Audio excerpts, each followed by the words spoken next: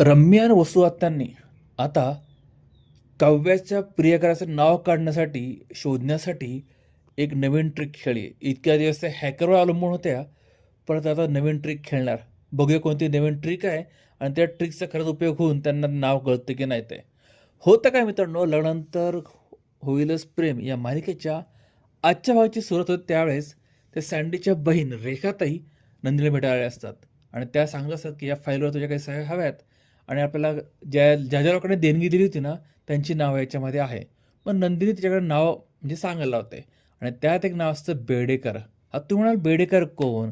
तर जीवाला जो प्रोजेक्ट भेटणार आहे ना किंवा जो क्लायंट आहे ना त्यांचा, ते म्हणजे मिस्टर बेडेकर. म्हणजे लगेच नंदिनी काय करते, त्यांना फोन लावते आणि फोन लावताना मागून बघते रम्या. पण रम्याला कळतं की आता नंदिनी बेडेकरांना फोन लावते. मग ती मनात ठरवते, रम्या म्हणजे नंदिनी, तू कर फोन, जीवाला हे प्रोजेक्ट भेटू पण दे, पण तुझ्या बहिणीमुळे आणि तुझ्यामुळे मला जेवढा त्रास झाला ना त्याच्यापेक्षा जास्त त्रास तुम्हाला मी देईल. म्हणजे होतं काय मित्रांनो, पुढे ना ती जाते रूममध्ये. रूममध्ये गेल्यानंतर वसू आत्या तिला म्हणते, अगं काय झालं? ती म्हणते, आता हा प्रोजेक्ट ना जीवाला भेटणार आहे, कन्फर्म झाला आहे. मग ती टेन्शनमध्ये वसू आत्या म्हणजे, काय बोलतेस तू हे? ती म्हणते, भेटू दे गं, पण उद्या आपल्या घरात एक वादळ येणार आणि नंदिनी आणि जीवाचं भांडण होणार बघ तू. मग ते ते ठीक आहे का, पण तू त्या हॅकरला फोन करा, त्याचं काय झालं? ती म्हणते, आई आता सगळ्या ठिकाणी पुरणार आहे का? तू एक काम कर ना, त्या हॅकर लावू दे बाजूला. आपण कसं अनिशाकडनं त्या कॅफेची माहिती काढली होती, तसं तू ना अनिशाकडनं त्या काव्याच्या प्रियकर कोण आहे ही माहिती काढ. मग वसुहतीला पण ती गोष्ट आवडते. इकडं ना पार्थ जाम खुश असतो.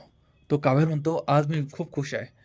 जीवा आज त्याचं पहिलं प्रेझेंटेशन देणार आहे आणि मला वाटतं हा त्याला प्रोजेक्ट मिळणारच. पण काव्य मात्र नाखुश असतंय. तो विचारतो, झालं तरी काय?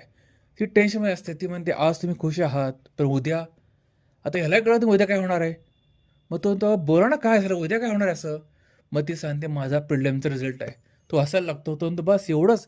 अहो मला खात्री आहे तुम्हाला पेपर चांगला गेला ना, तुम्ही अगदी छानपैकी पास व्हाल बघा. मग तिला जरा हायसं वाटतं.